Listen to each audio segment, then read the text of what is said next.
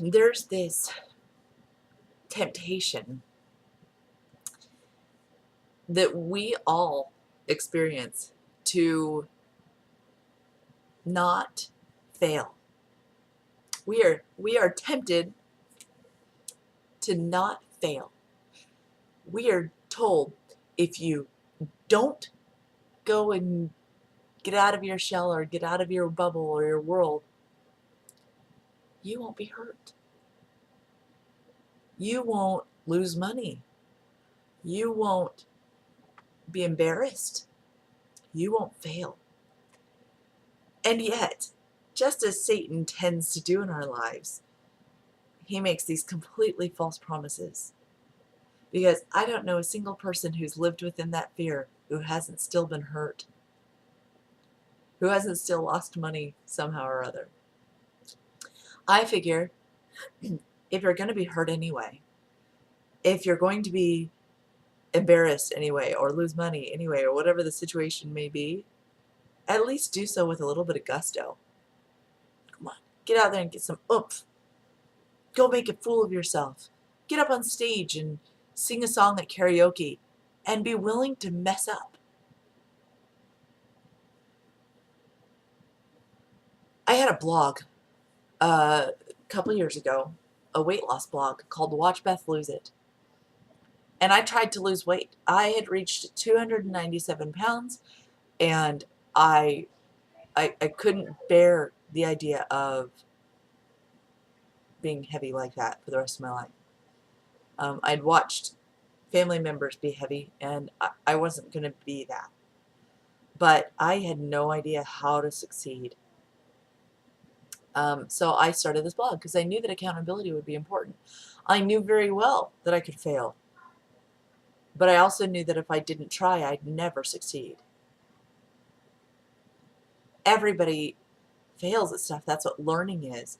But that baby who's learning to walk, I mean, have you ever known a baby that seriously couldn't walk down the aisle simply because it didn't want to try to keep walking? I mean, obviously health concerns get into play when you're dealing with not being able to walk at all, like quadriplegics and stuff like that. But when you're dealing with a baby, it doesn't matter how long they take, eventually they learn to walk. Some of them later than others. My youngest took 18 months, but you know what? He's brilliant. And what's really more important than that isn't that he took so long to walk. They've done a study, and gosh, I don't remember where it was, and I should probably do a little research on it. If I find it, I'll let you know. But they did a study that I was told about regarding crawling and how the longer a child crawls, the more cognitive they are, because they are learning processes. So we sit here and think that child is failing to walk, which is a temptation to place negativity upon it. Or you can think that child is learning through crawling. Look at all of us. Look at all of our experiences. We can sit there and say, darn it, I moved across the country to marry a man and he broke up with me. I can say, hey, failure, I failed. Or I can recognize that over the next year that I lived there, I learned more about who Beth is and the great person that I have the potential of being. Not that I am, but I can be. And I put myself on a path to get there. One of the greatest feelings I've ever had was healing from heartbreak. And we are so quick to resist getting the heartbreak in the first place that we never go out of our way to experience the hurt. Because every single experience, you can choose whether you are, if somebody's a jerk to you, you can either choose to be offended by it or to walk away and recognize that they had their agency and now it's your turn to have yours. We are so quick to hold on to the hurt and to not learn from it. that we hesitate to let ourselves be hurt. I'm not sure how else to explain this, but people, excuse me, if you have ever left your faith because of somebody else, you gave them the power,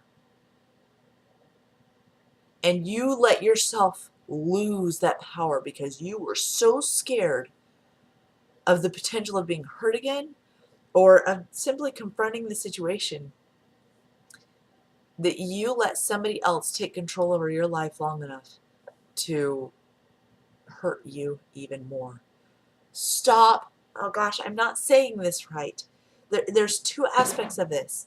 One, get out there and make a fool of yourself because you don't know what you're going to gain from it.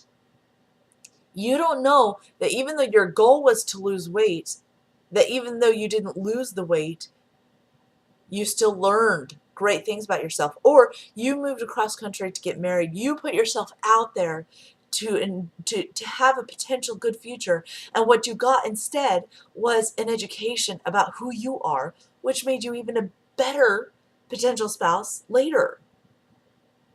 You're missing out on what you can be learning because you are so scared of being hurt. And then the other aspect of it is that you let other people's decisions and other people's agencies negate you of your own.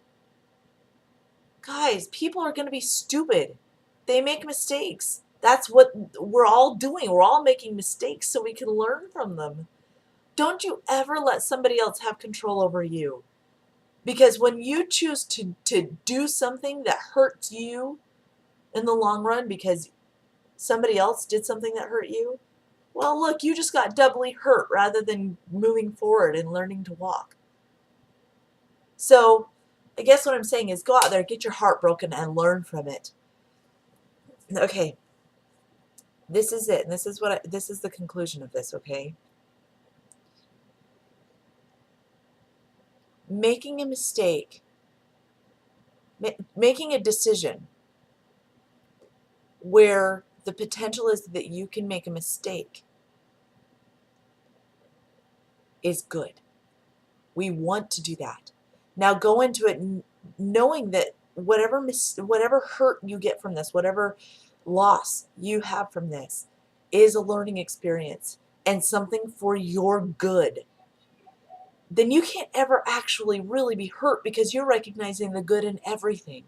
You're seeing the positive in everything. You're going into that heartbreak, that potential heartbreak, knowing that it's going to make you a better person and help you know more about yourself and bless you. I don't know if I can say this in any other way. Get out there. Get out of your shell. Stop being so scared of these potentials and start showing Satan that you have more power over your life than he does. Because he's tempting you to do things that you know better than doing. You get the idea. You get the idea. Get out there. Get out there. Make some mistakes. Serve people. Love people. Get hurt and learn from it. Let every bad thing that happens for a reason. Now figure out the reason. Go out there. I'm proud of you guys. You're great. I love you. Have fun. Peace.